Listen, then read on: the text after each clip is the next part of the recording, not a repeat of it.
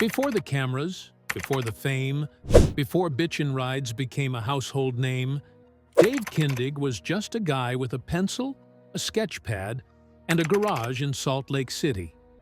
No crew, no deadlines, just an obsession with curves, metal, and making old cars look better than new. He wasn't born into money. He wasn't handed a platform. Every inch of Kindig-It Design was earned from the ground up.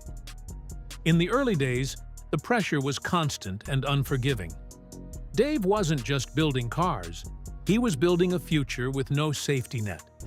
He had a wife, 2 kids, and no roadmap other than pure grit. The shop wasn't much, barely enough room to move around when a car was inside. But what it lacked in space, it made up for in energy. This was where vision met desperation. The lights didn't always stay on. Some jobs barely paid the bills. But every car that rolled out the door was a silent promise that this shop, this name, would one day mean something. There were no guarantees. Friends doubted him. Clients flaked. At one point, the business almost collapsed under its own weight. But Dave never let on, not to his family, not to his team. He kept sketching, kept grinding, kept smiling for clients even when the numbers didn't add up. Because the truth is, this was never a hobby. It was survival. And when survival is on the line, failure isn't just a bad outcome. It's not an option at all. And that's what made Dave different. He wasn't just building cars. He was building a lifeline, with every weld, every line, every sleepless night. Dave Kindig was working a stable job in graphic design. Good hours, steady paycheck, benefits. But every night, he went home restless. The kind of restless that doesn't let you sleep, because your hands were meant for more than typing. He wasn't content making someone else's vision look good. He wanted to create. From scratch. With steel, not software. So one day, he walked away. No parachute, no big investors. Just a gut feeling and a shop lease that barely fit more than a couple cars. To the outside world, it looked reckless. Kindig took on loans, maxed out credit, and bet everything on custom cars. During a time when the industry wasn't exactly booming, friends raised eyebrows, family members whispered behind closed doors. Even Dave admitted in interviews later that there were moments he thought, "Did I just make a huge mistake?" But that's the thing about belief. It doesn't wait for the world's permission. Dave worked around the clock, juggling customer demands with cash flow nightmares. Some nights, the only sound in the shop was a grinder echoing into the early morning. He missed birthdays, canceled vacations, promised just one more hour that turned into sunrise. His wife Charity kept the books. They both kept the faith. Clients would come and go. Some paid late, some never paid at all. And when it came time to make payroll or buy parts, Dave often took the hit himself. Because when it's your name on the building, there's no one else to blame. This wasn't a side hustle. It was sink or swim. And the tide never stopped rising. When Velocity came calling with an idea for a new kind of car show, Dave Kindig saw it as a chance. Not for fame, but for exposure. A way to show off what he and his crew were already doing behind closed shop doors. But what started as an opportunity quickly turned into something far more intense. From the moment Bitchin rides hit the air, the phones started ringing. Fans, customers, camera crews, everyone wanted a piece of Kindig-It. And at first, it was exhilarating. The builds got bigger. The budgets got better. The waiting list got longer. But so did the workdays. So did the expectations. Every project now had 2 deadlines, one for the client and one for the network. Suddenly, every flaw became a storyline. Every disagreement could end up on screen. The shop was no longer a sanctuary. It was a set.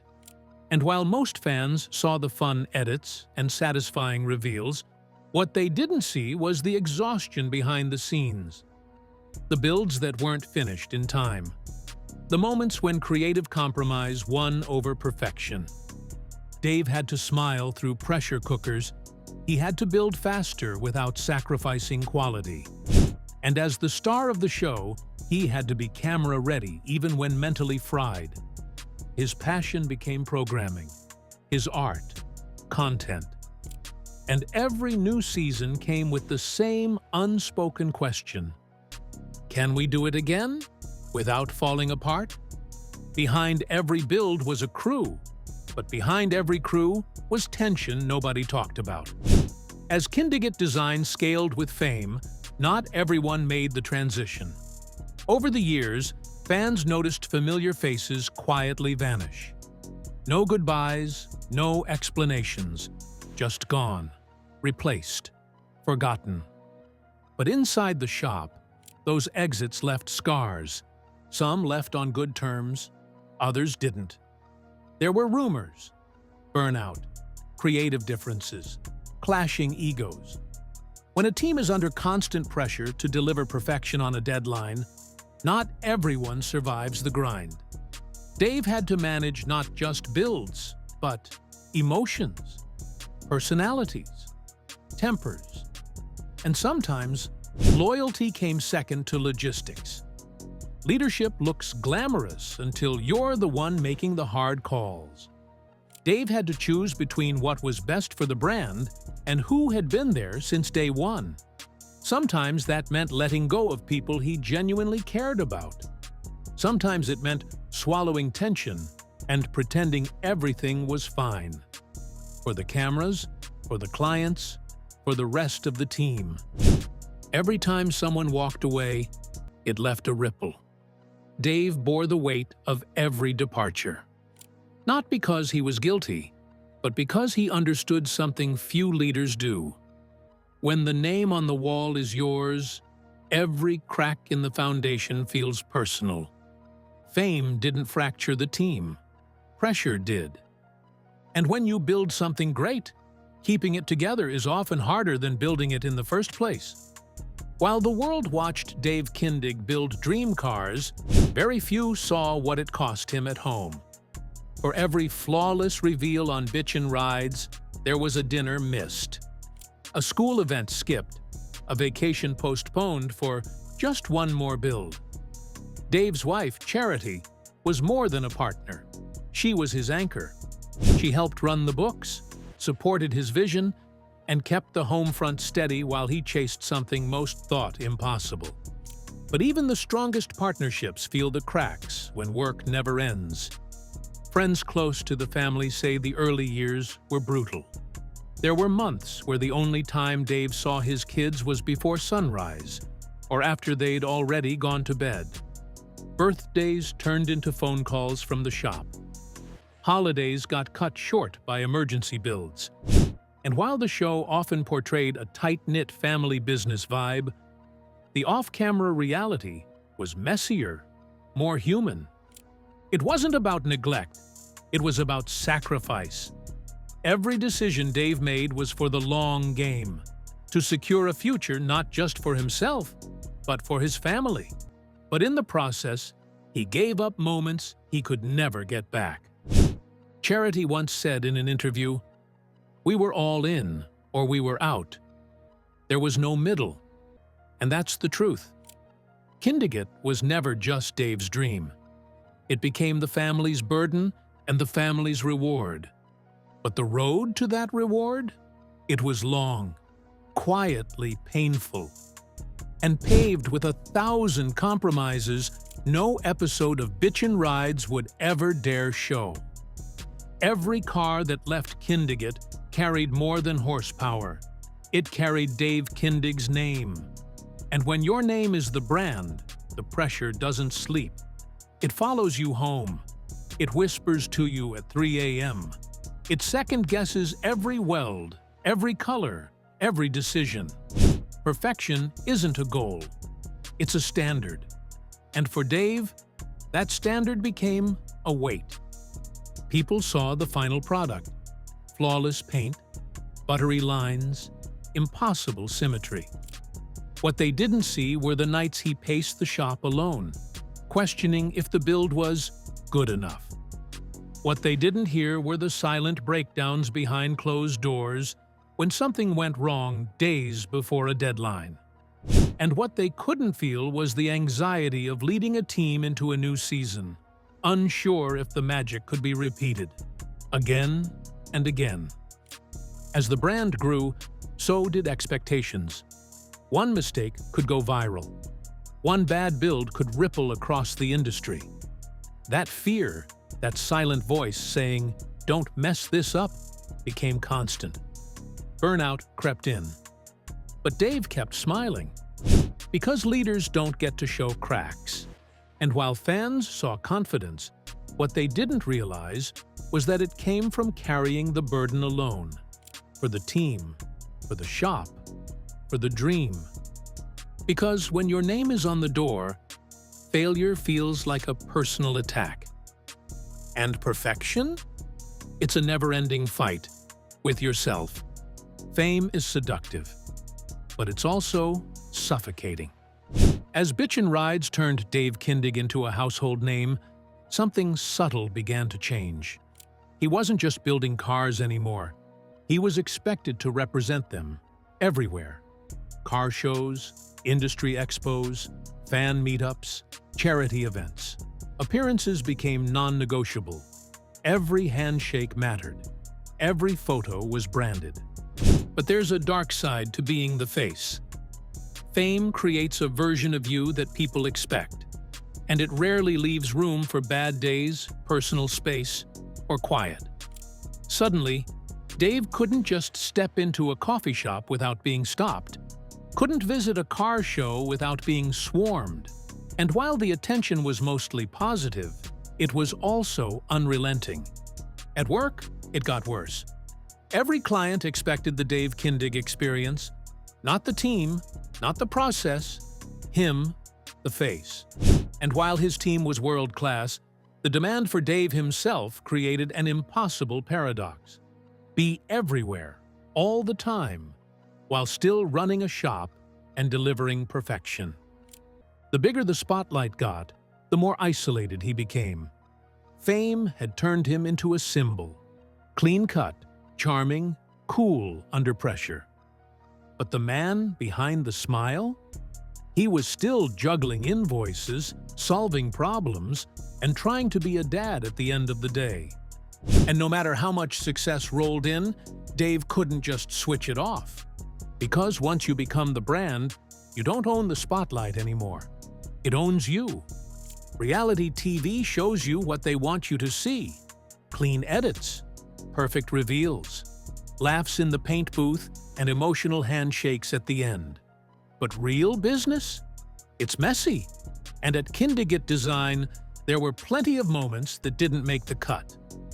Some builds went over budget, way over. Parts delayed, vendors failed, clients got impatient. A few walked away entirely, leaving half-completed projects and tension in their wake. But that never aired. Because the image of perfection is part of the brand. There were also internal breakdowns, team meetings that got heated, employees who didn't last. People fans once saw on early seasons quietly disappeared. Not all of it was drama. Sometimes it was burnout, or just the reality of working in a high-pressure shop. But the silence around it? That was intentional. Dave took the hit every time. If something failed, he protected his team. If something ran late, he made excuses to the client. Because in his mind, the brand came first. The shop's reputation, his name, was sacred. One of the biggest myths in the world of custom cars is that every job goes according to plan. At Kindig-It, the truth is, they made mistakes like everyone else. The difference? They never let the cameras see them bleed. Because for Dave, vulnerability was a luxury he couldn't afford. Not with employees counting on him, clients watching him, and a global audience expecting perfection. He bore the stress alone and quietly paid the price. Through every missed dinner, every late-night breakdown, every deal gone sideways, Dave Kindig kept building. Not just cars, not just a business, but a place, a legacy. Kindig-It Design became more than a brand. It became a launchpad. Apprentices became masters. Painters became legends. Builders found careers under that roof. And purpose. Dave didn't just hire people. He invested in them, mentored them, gave them a shot to be part of something bigger than a paycheck. And the shop itself? It evolved. From a cramped garage to a world-renowned headquarters. From local clients to international commissions. Kindig-It became a symbol of what was still possible in American craftsmanship. Dave's kids got older, and now they're stepping into the fold. A new generation, carrying the torch. The same family that once made sacrifices now stands beside him. And while the lost moments can't be reclaimed, the legacy being built in their name carries a different kind of redemption. He didn't get here clean. He didn't get here easy. But he got here, through every storm. And when younger builders ask him how to make it, he never sugarcoats the truth. Because he knows success that's real always costs something. When you see Dave Kindig on camera, laughing, joking, signing autographs, it's easy to believe that the ride was smooth. That building an empire was as simple as drawing a line and making it real. But the truth is far more brutal.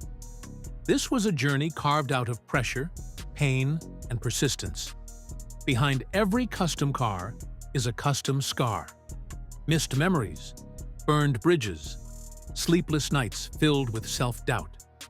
And through it all, Dave never quit. He kept sketching when the money was gone. He kept smiling when the pressure nearly crushed him. He kept leading when leadership meant bearing the weight of failure alone. That's what makes his story different. It's not about the paint. It's not about the wheels. It's not even about the TV show.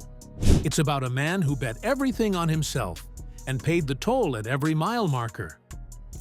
Today, Dave Kindig is one of the most respected names in custom cars. But behind the polish is a man who bled for every inch of success. A man who still wakes up every day knowing the cameras could stop rolling. But the shop can't. He built more than an empire.